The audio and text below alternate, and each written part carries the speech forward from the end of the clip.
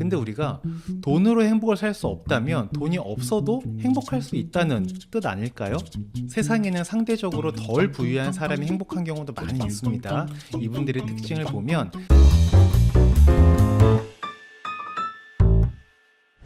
안녕하십니까, 행센 오영일입니다. 40대에 순자산이 50억 원이 있는 사람이 있습니다. 여러분은 순자산이 50억이 있으면 어떨 것 같으세요? 입가에 그냥만 미소가 지어지지 않습니까?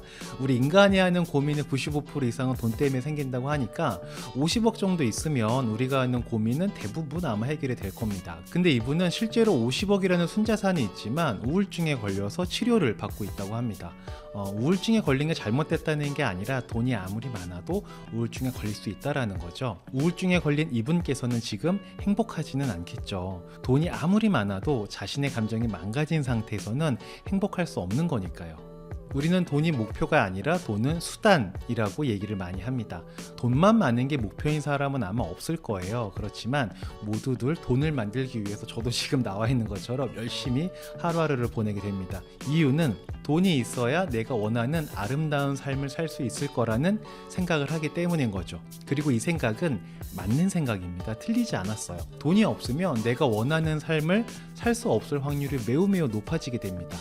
인간은 원하는 바가 있고 그것이 충족됐을 때 만족하고, 그런 만족한 상태를 행복이라고 하는 거지 않습니까? 그런데 내가 원하는 만큼의 돈이 생기면 우리는 진짜 아름다운 나의 삶, 행복한 나의 삶을 살 수 있을까요?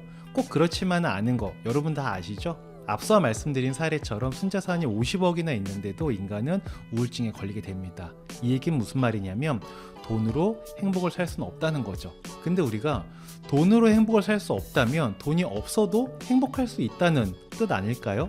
세상에는 상대적으로 덜 부유한 사람이 행복한 경우도 많이 있습니다. 이분들의 특징을 보면 자신의 감정을 이해하고 감정을 관리하는 사람들이에요. 즉, 부자가 되기 위해서 자신의 자산을 관리하듯이 행복한 삶을 살기 위해서 자신의 감정을 관리한다는 거죠. 우리가 행복을 느끼는 순간을 가만히 관찰해 보면요, 물질에서의 만족이 아니라 감정에서의 만족에서 행복을 느끼게 되는 경우들이 굉장히 많습니다.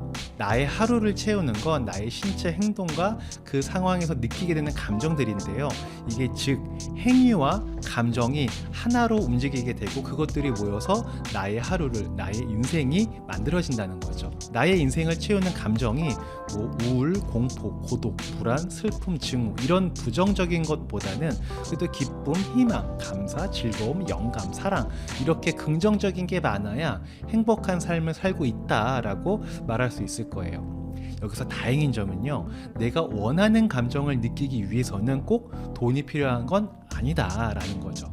대부분의 감정은 일상에서 그냥 다양하게 일어나게 됩니다. 저 같은 경우는 뿌듯함이라는 감정을 굉장히 좋아하거든요.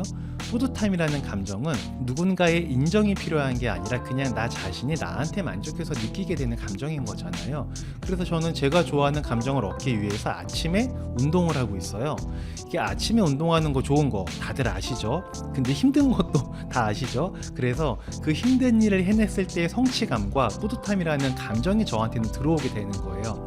하루를 시작할 때 이렇게 긍정적인 감정을 갖고 시작하는 것과 그렇지 않은 것은 굉장히 큰 차이를 만들어내게 되는 것 같습니다. 부자들은 아침에 운동한다고 하잖아요. 그러면서 그들은 여유가 있고 돈이 있으니까 그렇지 라는 얘기들을 많이 하시는데 저는 정반대라고 생각을 합니다.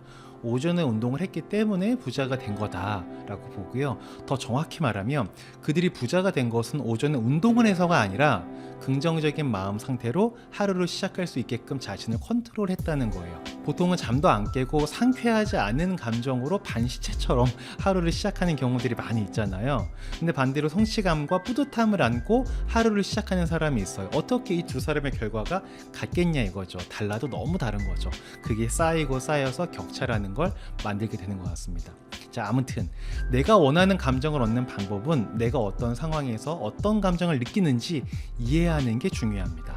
피아노 칠 때 이 건반이 어떤 소리를 내는지 알아야 연주를 하듯이 마찬가지로 나의 감정을 이해하고 있어야 나의 삶을 연주할 수 있는 거예요.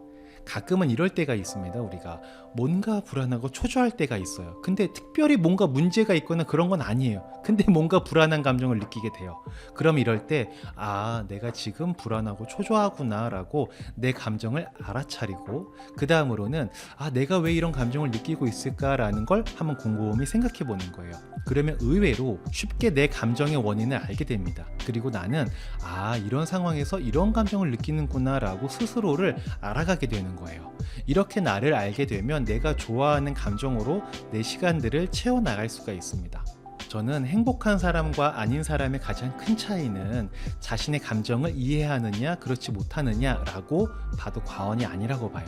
여러분이 어떤 상황에서 어떤 감정을 느끼게 되는지 잘 이해하고 있다면 만족스러운 감정으로 하루를 채우고 행복감도 극대화시킬 수 있을 거다라고 저는 생각을 합니다.